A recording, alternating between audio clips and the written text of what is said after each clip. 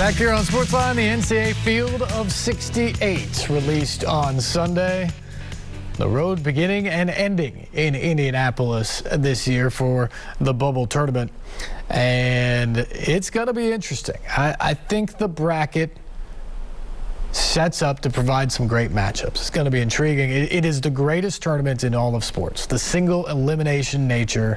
You got some big guys, you got some little guys. The upsets make it splendid. Oftentimes the cream rises to the top, and usually by the time you get to the Elite Eight and Final Four, you just have fantastic basketball of the best teams in the country. And so that is the challenge now, is what is this postseason going to look like? And of course, it's a challenge for all of us to try and fill out the bracket. And whatever strategy you look for, you hope for a little luck at the end of the day, because obviously nobody's getting it all right. And maybe a little luck is involved in winning your bracket pool or whatever the case may be. But I think it's going to be fun. And gosh, do I not take it for granted after what we went through last year. A year ago, there was no postseason at all in college basketball. We didn't get Selection Sunday. We didn't have all those seeds and presents under the tree, so to speak, as a college basketball fan. And you didn't have any games. You didn't have the buzzer beaters. You didn't have the upsets. You didn't have any of that. And so the idea we're back at this place is pretty cool. And it's not something that I take for granted by any means, and I hope sports fans don't either. Because we're going to get all these games. We're going to get these moments that you remember with your kids, that you remember with your friends, that you remember because it's your alma mater. Those types of things last. And it's really, really great to have that back on our calendar this spring. So it's great to see the tournament bracket come out yesterday. Of course, Gonzaga is the #1 seed. 26-0 in the regular season. They will try to get to 32-0 and become the first team since Indiana and the General, Bob Knight, back in 1976 to run the table in college basketball and go wire to wire, not just as #1, but as a team that went completely undefeated, perfect throughout the course of the season. Baylor, some people thought, might be in the running for that as well until they had a little hiccup in the mid-portion of the year, but the Bears are still the #2 overall seed in the tournament. Illinois, maybe the hottest team in the country right now, not named Gonzaga, #3 overall. And then Michigan, the Big Ten regular season champ. Illinois, the tournament champion, gets the #4 overall seed. The Big Ten is a dominant conference. 9 teams got into the field. And all of them, I think, have a great shot to win their first game. That's how loaded the Big Ten is this year. Some other things I just thought about the bracket, though, and just the conversations around college basketball is, #1, Oklahoma State was criminally underseeded. Just criminally underseeded as a 4 seed. They were absolutely a 3 and closer to the 2 line than the 4 line, in my estimation, just about everybody else who's out there. That was a total injustice. But you know who else gets absolutely hosed by that? The teams they have to play there. I mean, Tennessee is the 5 seed there. If Tennessee gets by Oregon State, who's a tricky 12 because they're a hot team that just won the Pac-12 tournament to get in. But if you get by that game, as I think Tennessee will, your reward is a team that's seeded too high or seeded too low, should be higher, with maybe the most talented player in the country in Cade Cunningham. How's that for justice? It doesn't just hurt the team that gets the bad seed, it hurts the other teams around. And how do you explain this? Oklahoma State has the 2nd most quad 1 wins in the country behind Illinois.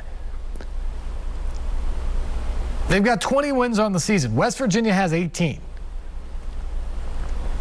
They finished higher in the conference than West Virginia did in the Big 12. And they beat West Virginia 2 out of the 3 times they played, both times coming in the last 10 or 12 days, one in Morgantown on West Virginia's home floor, the other on a neutral site in the Big 12 tournament. Which team's better? That isn't a trick question. It's easy. Oklahoma State is better. How in the world did West Virginia get a 3 seed and Oklahoma State get a 4 seed? Can anyone explain that to me? And look, I think for the most part, this year's committee did a pretty good job. I've sat up here and absolutely ripped them in the past. But that's egregious. Excuse me. Absolutely egregious. And you have a team like Loyola Chicago, who by all the metrics, way up there, top 10, top 20 in everything. They're an 8 seed in the same region. So how do you like to be Illinois? You're the hottest team in the country. You just went through the toughest conference, won 3 slugfest games to win the conference title. You get a number 1 seed, and your reward is to play a mid-major who has Final Four experience and composite rankings in the top 20. And then if you get through that, you probably get a way too underseeded Oklahoma State team with maybe the best player in the country in Cade Cunningham just to get through the Sweet 16. I mean, that's rough. So, again, when you seed teams poorly, it hurts everybody. LSU should not be an 8 seed. We saw what they did here in the SEC tournament over the weekend. They just should not be an 8 seed. But they are, and you know who gets hurt by that? If LSU wins their first game, they're going to play Michigan, number 1 seed. Michigan, by the way, without Isaiah Livers, I think LSU is going to win that game. But part of the reason they're going to win that game is they shouldn't be an 8 seed. That's just the deal. Michigan State beat 2 number 1 seeds and the best number 2 seed, or second best number 2 seed on the board. So they beat 3 of the top 6 teams in the country in the last 20 days. There's somehow in the first 4 game. There are some things about the bracketing I just do not get. How Louisville was left out, how Syracuse got in, and not just got in, but avoided a first 4 game. I just don't understand some of that stuff that we saw. I just don't. I don't get that part of it. And I also don't get, and I'm angry about this. I don't get the idea that because they shrunk the NIT down to 16 teams, because they're going off to Texas in a bubble, that they got rid of the automatic bids for the 1-bid leagues, the smaller conferences. Belmont's season deserved a postseason. 26 wins, tied Gonzaga for the most. Conference championship, 21 wins in a row. Yeah, you lose in the conference final to Morehead State. And maybe that disqualifies you from the NCAA tournament. That is life, and everybody understands that. But the idea that team got passed up for the NIT with the teams that they let in, Mississippi State, I mean, even Western Kentucky. Nice season. I think they deserve an NIT bid, given what they did in Conference USA. But there's no way you can tell me that you think Western Kentucky is better than Belmont or more deserving than Belmont. Mississippi State is a 500 team in the SEC. They finished 9th in the conference standings. There's no way that team is more deserving than a team that had 26 wins. And that's how the NIT and the NCAA rolled. And I hate it. That has got to change. And it will change somewhat because the pandemic made this year differently.